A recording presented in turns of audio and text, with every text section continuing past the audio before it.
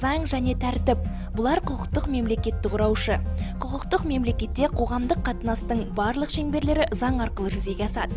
Атап айтсақ, президенттің жарлығы және үкіметтің қарарлары арқылы барлық істер реттеледі. Өзге елдердегі сияқты Қазақстанда да заң жобасы жарлығының аумағында атқарылып жатқан үдерістер толассыз. Жаңғыртулармен негізгі бағзы өткен ғасырдың 94 жылы негізі қаланған реформалардың нормативтік құқықтық акті бүгінде жыл санап өсуде. Осылардың нәтижесінде біздің елімізде тұрақты құқық саласы қалыптасқан. Қазақстанның құқықтық жүйесі бүгінде жаңа ғасырда жаңа серпінмен дамып келеді. Айталық, бүгіннің өзінде елімізде қылмыстық заңнаманы жетілдіру тұжырымдамасы қабылданған. Заң шеңберінде қылмыстық іс жүргізу және қылмыстық атқарушы заңның тұжырымдамаларының жобалары кеңінен талқыланады. Қылмыстық іс жүргізу, сондай-ақ қылмыстық атқарушы кодекстерінің жаңа жобаларын әзірлеу бойынша жоспарлы жұмыстар атқарылуда.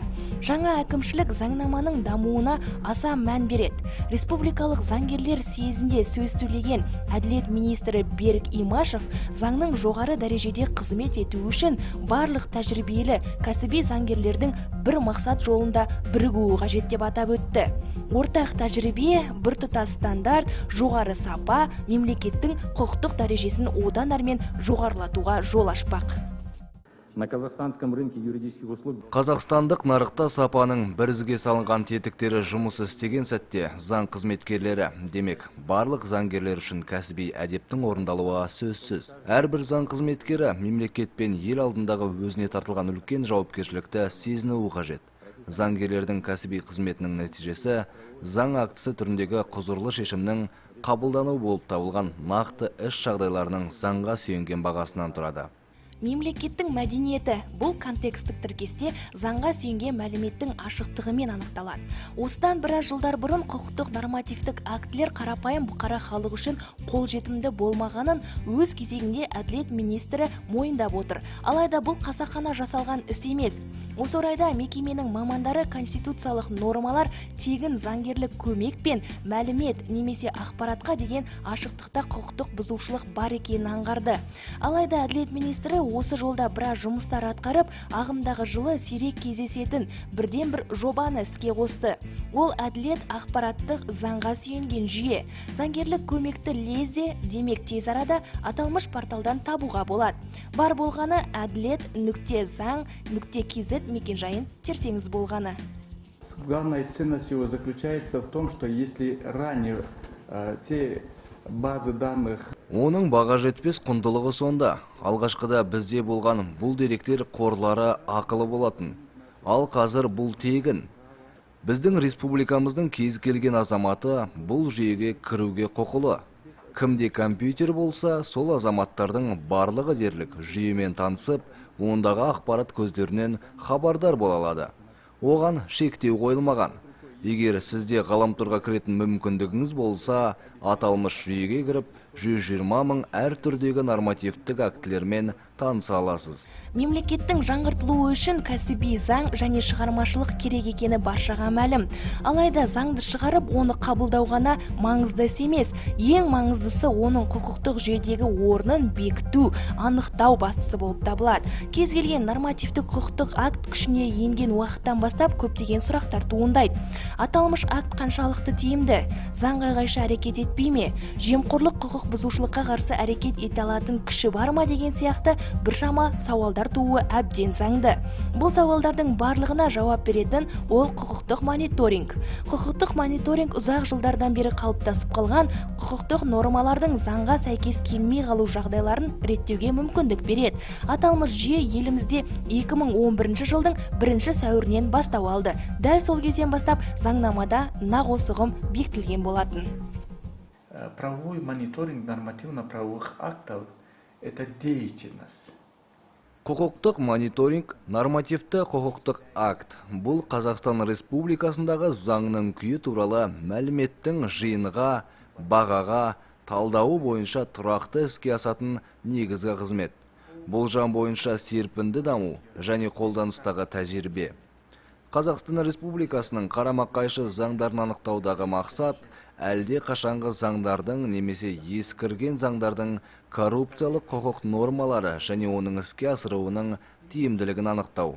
2011 жылы осы бақылау мониторингі пайда болған сәттен бастап еліміздегі барлық нормативтік құқықтық актілер тексерілді. Мұнда арнайы тізім енгізілген. Олар ел аумағында қызмет ететін барлық заңдар, үкіметтің қаулылары мен маслихат және әкімшіліктің бұйрықтары шешімдерінің тізімі енгізілген. Тұжырымдап келгенде олар бірнеше мың және олардың барлығы дерлік мониторингтік тексерістен өткен. Из 275 законодательных актов в 2011 году, включенных в реестр, 2011 жылы заңнама тізімге 275 заң актілері қосылған, оның 73-і заңға қарама-қайшы немесе ескірген анықталды. Бұны мен қомақты пайыз деп санамаймын. Олардың тағдырлары мынадай болған. Заңға қайшы деп танылған заң жобасының бір бөлігі олар заңмен сәйкестендірілген. Бізде 1391 акт тіркелді, ал соның 93-і айқындалып отыр. Міне, осындай кемшіліктері құқықтық мониторингтің нәтижесінде белгілі болып отыр. Мұндай жағдайда заңнамада азаматтардың құқығының бұзылуына, сыбайлас жемқорлыққа, сондай-ақ түрлі келеңсіз жағдайларға алып келді.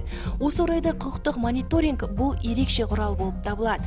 Бұл заңдағы мәселенің айқындығына ғана емес, сонымен қатар олардың шешімінің әдістерін ұсынатын аспап. Мемлекеттік органдардың нормативтік құқықтық актін барлау бойынша жұмыс үнемі жүргізіліп отырады. Тексеріс өткізудегі процесс бірнеше кезеңдерден тұрады. Оның әдісі мен жүйесі тұрақты түрде қорытынды жасауға зор мүмкіндік береді. Сонымен қатар бағаны және заңға тиісті түзетулерді кіргізуге де мүмкіндігі бар. Әділет министрлігінің қызметтік міндеттеріне заңға сүйенген мониторингті өткізу бойынша мемлекеттік құрылымдар мен заң қызметтерінің үйлестірілуі кіреді. Сондай-ақ алынған нәтижелердің жалпылау және талдауы мен ұсыныстарының өндіруі де кіреді. С апреля прошлого года введен обязательный мониторинг, правовой мониторинг законодательных актов. Өткен жылдың сәуір айынан бастап заң акттерінің құқықтық мониторинг арқылы тексерілуі міндетті болды. Оны Әділет министрлігі қадағалайды. Соның нәтижесінде барлық мемлекеттік органдардың заң қызметтерінің жұмысы іске асады. Мемлекеттің заң қызметтерін, заң актісі немесе нормативтік актінің басқа да түрлерін осы құқықтық мониторинг жүзеге асыруларына жол ашады. Әділет министрлігінің міндеті барлық мемлекеттік органдарға арналған үлкен аналитикалық жұмыс жүргізеді және аталмыш қызметтерді үйлестіреді. Бұл құрылымды біздің министрлікте профильді департамент жүзеге асырады. Олар заң департаменті және нормативтік актілерді тіркеу департаменті. Олар түріне және деңгейіне байланысты нормативтік құқықтық актілерді топшалайды. Күрделілік бойынша дифференциалдау өте қиын. Бұның өзіндік қиындықтары бар және проблемалық мәселе. Неге дейсіз ғой? Себебі біздің мемлекет, біздің қоғам динамикалық түрде дамуда, оны сәйкесінше ретімен орналастыру керек. Сол арқылы саяси жүйе, инфрақұрылым дамиды және сәйкесінше заң теңпе-теңдік сезінуі керек. Кемшіліктер мен қайшылықтардың анықталуы осыған байланысты пайда болады. Тіпті кемшіліктің орын алмауы да осыған тікелей байланысты. Сондықтан бұл аса жауапты, оңай емес. Жарты жылда атқарылған жұмыстардың нәтижелері арқылы құрылымдық бөлімше мемлекеттің органдары мен заңның қызметі қорытындысы бойынша мониторинг жарияланады және заңнамаға ұсыныстар енгізіледі. Мемлекеттік органдардың заң қызметтері Әділеттің министрлігіне мониторинг арқылы өткізілген мемлекеттік органдардың нәтижелерін жібереді. Заңнама институтымен бірлесе отырып көрсетілген талдау материалдары жан-жақты талқыланып, қажет болған жағдайда оған қосымша ғылыми зерттеулер, есептеу нәтижесі қосылып, үкіметке жолданады. Құқықтық мониторингтің қорытындысы сонымен бірге Әділет министрлігінің интернет қорында болады. Ғаламтордан барлық азаматтар оны емін-еркін көре алады. В апреле 2019 года в структуре государственного учреждения Институт законодательства при Министерстве юстиции 2012 жылы сәуір айында Әділет министрлігінің қарамағындағы заңнама институты екі сектордан тұратын құқықтық мониторинг орталығын құрған. Бұл орталықтың басты мақсаты Қазақстан Республикасындағы құқықтық мониторингтің жұмысын жетілдіру, оны одан әрмен дамыту болып табылады. Аталмыш орталықтың қызметкерлері осы мониторинг шеңберінде түрлі мемлекеттік органдар қызметкерлерімен, шет мемлекеттердің өкілдерімен тығыз тәжірибе алмасады. Өткізілетін барлық тексерістерде түрлі тәжірибелі дамыған мемлекеттердің тәжірибелері қолданылады. Әрбір мемлекет азаматтарының өзінің қызметіне байланысты құқықтық нормативтік акт қызықтырары сөзсіз. Сондықтан заң шығарушы орган оның мазмұнына аса жауаппен қарап мән беру керек. Сәйкесінше қазіргі инновациялық механизмдер де қолданылады. Қорытындылаушы кезеңде құқықтық мониторингті өткізу заң жобасы қызметінің сұрақтары бойынша қолданыстағы заңнаманы әбден жетілдіру туралы ұсыныстарды өндіру және оларды шығару мекеме аралық комиссияны қарастыруын Қазақстан Республикасының үкіметі шешеді. Мекеме аралық комиссияның мүшелері парламент депутаттары, мемлекеттік құрылымға жауапты хатшылар, ғылым және қоғамның өкілдері болып табылады. Мекеме аралық комиссияның жұмыс органы Әділет министрлігі. Аталмыш комиссияның отырысында заң жобаларының негізгі тұжырымдамасы мен оны мақұлдау туралы ұсыныстар қаралады. Сказать о том, что все эти проблемы сегодня сняты, не приходится. Құқықтық мониторинг және заңға тәуелді актердің институты аса маңызды. Аталмыш құралдың нәтижесінде біз кемшіліктер мен норманың бір-бір қарама-қайшылықтарын айқындай аламыз.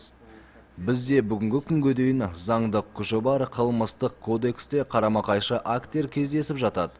Менің ойымша, бұл ретте құқықтық мониторингтің жұмысы аса маңызды деп білемін. Әділет министрлігінің қызметкерлерінің жұмысы заңға сүйенген қайшылықтар мен кемтіктердің жиынын құтылуға зор мүмкіндік береді. Олар біздің мемлекетте барлық қолданылған заңдардың құқықтық сараптамасының функцияларын орындайды. Тәуелсіздік алған жылдар ішінде еліміздің мемлекеттілігінің күшеюі мен әлеуметтік экономикалық дамуы жолында біршама заңдар қабылданды. Қазақстан Республикасының ұлттық заңнамасының негізгі массиві бүгінде бір жолға келтірілген. Әділет министрлігінің алдында тұрған ендігі мақсат осы заңнаманы одан әрмен жетілдіру.